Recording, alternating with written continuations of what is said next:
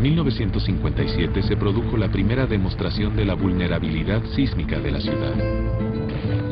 Un terremoto de magnitud 7.6 ocurrió cerca de Acapulco. Los fuertes temblores posteriores fueron filmados.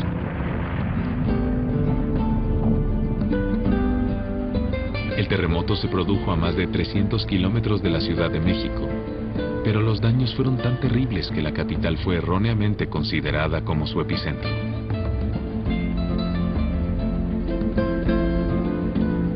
...600 personas murieron o desaparecieron.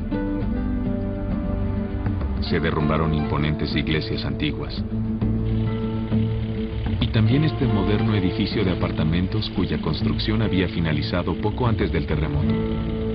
El terremoto de 1957 proporcionó una lección muy clara sobre en qué parte de la Ciudad de México las condiciones eran malas y dónde se producirían serios problemas en el siguiente terremoto. Pero como en muchos otros sitios del mundo, estas lecciones son olvidadas cuando la presión edilicia se impone sobre las consideraciones de largo plazo sobre la seguridad antisísmica. A principios de la década del 60, los indicios cruciales sobre el futuro sísmico de México provendrían de territorios muy lejanos. Los terremotos más grandes que se hayan registrado.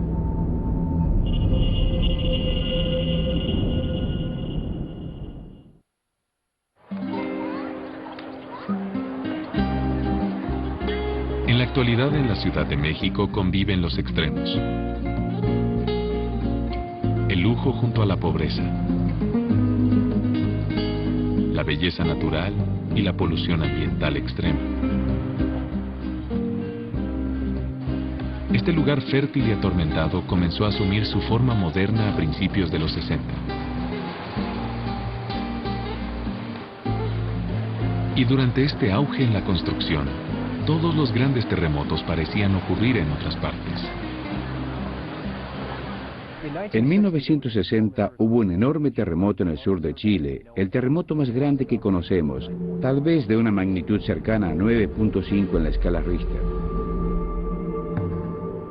Cerca del epicentro de este gran sismo, un maremoto de 9 metros de alto arrasó la costa chilena destruyendo pueblos enteros.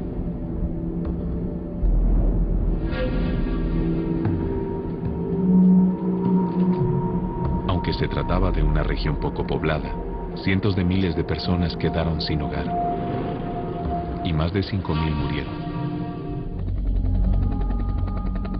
Luego, en 1964, se produjo otro adelanto de lo que podría ocurrir en la Ciudad de México a causa de otra falla de subducción.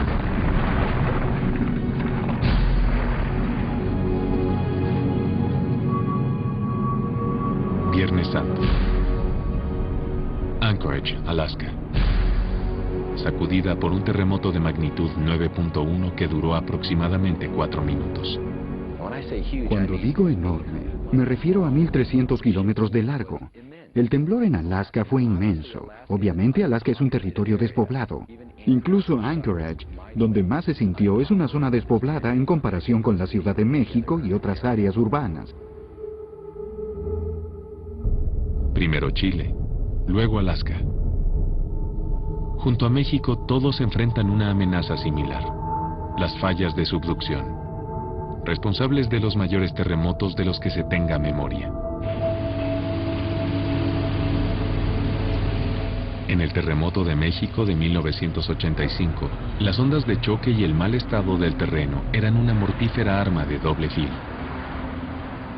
Lo que ocurre con las ondas sísmicas es que cuando penetran en el lecho del lago rebotan hacia atrás y adelante, desde la parte superior del lecho lacustre hasta el fondo, y eso demora unos pocos segundos.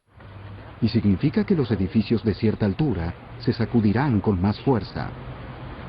Las ondas sísmicas agravan el temblor hasta que las estructuras superaron su punto de quiebre. Curiosamente, uno de los edificios más antiguos de la ciudad no sufrió daños. La edad no era un factor tan serio como la altura. Un ejemplo es esta iglesia colonial. Los edificios modernos de los alrededores no fueron tan afortunados. Algunas estructuras chocaron entre sí durante el terremoto de 1985. Imaginemos un edificio de 20 pisos muy cercano, junto a, digamos, un edificio de 5, 6 o 10 pisos. El de 20 pisos, si se sacudieran juntos, no habría problemas. Pero si el pequeño se sacude así y el grande se sacude así, pueden golpear uno contra otro. Y uno de los problemas de la Ciudad de México es que los edificios de distinta altura se estrellaban unos contra otros porque no se movían juntos. A pesar de la mala geología de la Ciudad de México, hay señales de esperanza. Todos los edificios nuevos deben informar sobre sus arquitectos y contratistas, que son los responsables públicos de su construcción. Además, se realizan mejoras o reconstrucciones según los códigos antisísmicos actuales. Puede ser costoso y molesto, como cubrir un edificio entero con un pesado entramado de vigas de acero. Pero la Ciudad de México sigue siendo el asiento de estructuras potencialmente peligrosas. Construidas tan próximas unas de otras, pueden literalmente derribarse entre ellas. Mientras el próximo gran terremoto se aproxima inevitablemente, la Ciudad de México podría no ser el único sitio que acapare los titulares. Otra ciudad sería su compañera de tragedias. Acapulco, la refulgente capital de la costa mexicana. Arenas del blanco de un diamante. Cuerpos dorados al sol. Terremotos monstruosos. Por ahora este último aspecto aún está ausente del historial de Acapulco. Pero podrían surgir problemas en el paraíso. A lo largo de la falla sísmica mexicana, donde la placa de Cocos subduce debajo de la placa norteamericana, hay secciones llamadas brechas. La placa de Cocos se está hundiendo. Si tenemos un terremoto aquí, sobre este dedo, esa parte de la presión se alivia. Y luego, digamos, tenemos otro aquí. Y esto se convierte en una clavija. Es aquí donde queda colgando. Es lo que llamamos brecha sísmica.